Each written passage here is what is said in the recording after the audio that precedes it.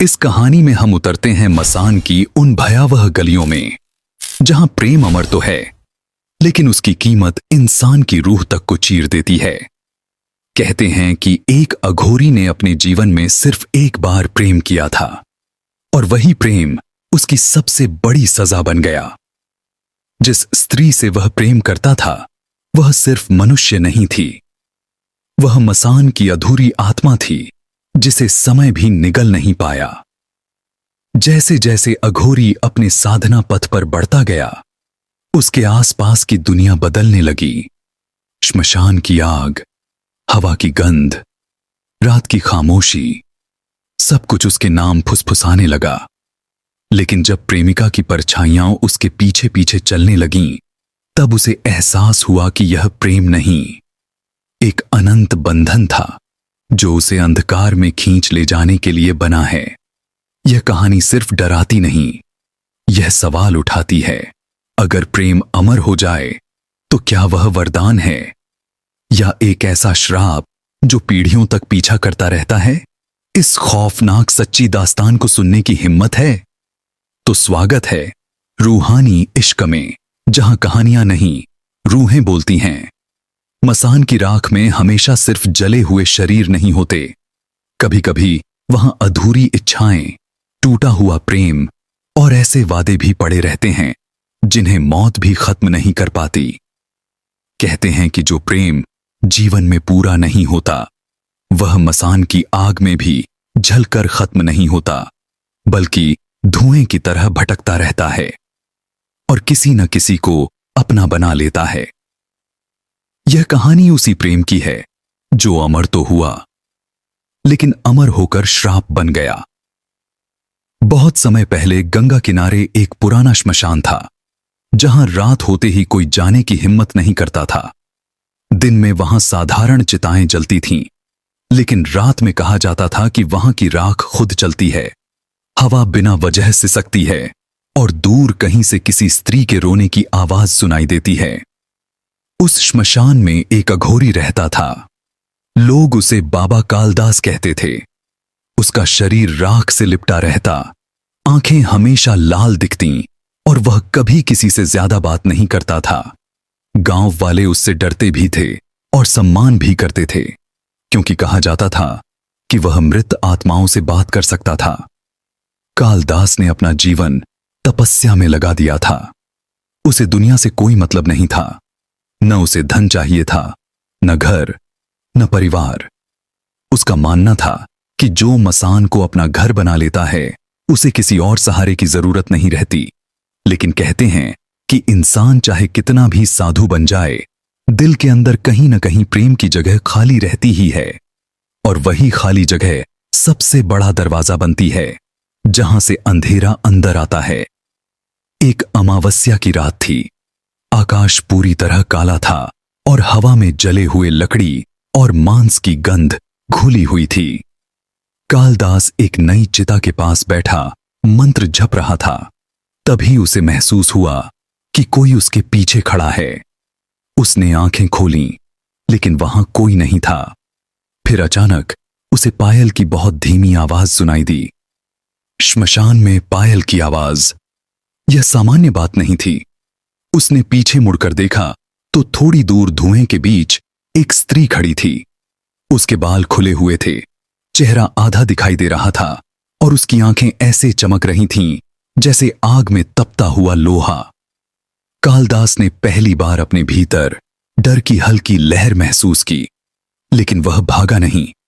उसने पूछा, कौन हो तुम? स्त्री ने धीरे से कहा, जिसे इस मसान ने कभी जाने नहीं दिया। उसकी आवाज में दर्द था, लेकिन अजीब तरह का आकर्षण भी था। कालदास ने पहली बार किसी आत्मा को देखकर मंत्र नहीं पढ़ा, बल्कि चुपचाप उसे देखता रहा। उस रात वह स्त्री गायब हो गई, लेकिन उसके बाद हर रात वह आने लगी। कभी दूर खड़ी रहती, कभी पास आ जाती, कभी सिर्फ उसकी परछाई दिखाई देती।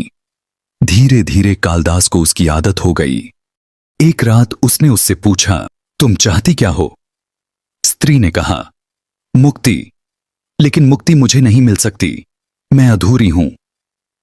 उसने बताया कि बहुत साल पहले उसकी शादी होने वाली थी, लेकिन बारात आने से पहले ही उसकी मौत हो गई। उसका शरीर इसी श्मशान में जलाया गया, लेकिन उसका मन उस जीवन से जुड़ा रह गया जो कभी शुरू ही नहीं हुआ। तब से वह इस मसान में भटक रही थी। कालदास ने पहली बार किसी आत्मा के लिए करुणा महसूस की। उसने कहा कि वह उसकी मुक्ति के लिए साधना करेगा, लेकिन जैसे जैसे वह साधना करने लगा, वह स्त्री और पास आने लगी। अब वह सिर्फ धुआं नहीं थी, उसका चेहरा साफ दिखाई देने लगा। उसकी आंखों में ऐसी उदासी थी कि कालदास का मन विचलित होने लगा। दिन बीतते गए और अघोरी का ध्यान साधना से हटकर उस आत्मा पर टिकने लगा। वह उससे बातें करता, उसके आने का इंतजार करता। उसे महसूस होने लगा कि वह अकेला नहीं है, लेकिन उसे यह नहीं पता था कि मसान में मिलने वाला साथ कभी बिना कीमत के नहीं मिलता। एक रात स्त्री ने कहा, अगर मैं मुक्त हो जाऊं तो तुम मुझे भूल जाओगे। कालदास चुप रहा। फिर उसने कहा, नहीं। उस रात के बाद सब कुछ बदल गया। श्मशान की आग अजीब तरह से जलने लगी। हवा में फुसफुसाहट सुनाई देने लगी। रात में कोई अदृश्य चीज उसके पीछे पीछे चलती।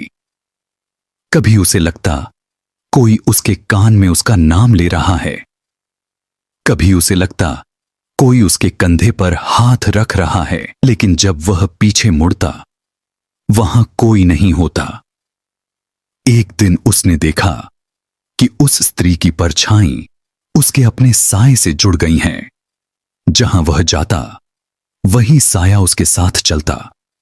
तब उसे समझ आया कि यह मुक्ति की साधना नहीं थी, यह बंधन बन चुका था।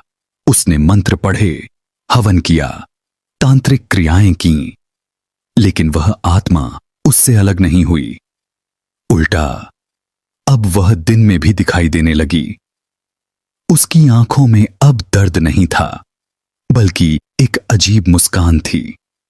एक रात उसने कहा, तुमने मुझे बुलाया था, अब मैं जाऊंगी नहीं। कालदास ने पहली बार डरकर भागने की कोशिश की, लेकिन श्मशान से बाहर निकलते ही उसे लगा कि उसका शरीर भारी हो गया है, जैसे कोई अदृश्य रस्सी उसे वापस खींच रही हो। वह गिर पड़ा और जब होश आया तो वह फिर उसी चिता के पास था। उसके बाद लोगों ने देखा कि कालदास बदल गया है। वह पहले जैसा शांत नहीं रहा। कभी हंसता, कभी रोता, कभी किसी से बात करता, जबकि वहां कोई नहीं होता। रात में श्मशान से दो आवाजें सुनाई देती, एक पुरुष की, एक स्त्री की। कुछ महीनों बाद एक सुबह गांव वालों ने देखा कि कालदास चिता के पास बैठा है, लेकिन वह हिल नहीं रहा। उसके शरीर पर राख जमी हुई थी और उसकी आंखें खुली थीं, जैसे वह किसी को देख रहा हो। लोगों ने उसे वहीं जला दिया। लेकिन उस दिन के बाद से श्मशान में एक नई बात होने लगी। अब वहां दो परछाइयां दिखती थीं, एक अघोरी की और एक स्त्री की। कहते हैं कि जो भी अमावस्या की रात उस मसान के पास जाता है, उसे धीमी आवाज सुनाई देती है। प्रेम अमर है, लेकिन मसान में अमर प्रेम श्राप बन जाता है। और आज भी वहां की हवा में राख के साथ एक अधूरी मोहब्बत भटकती है, जो किसी ऐसे इंसान का इंतजार करती है जो उसे समझे और फिर कभी लौट कर न जा सके।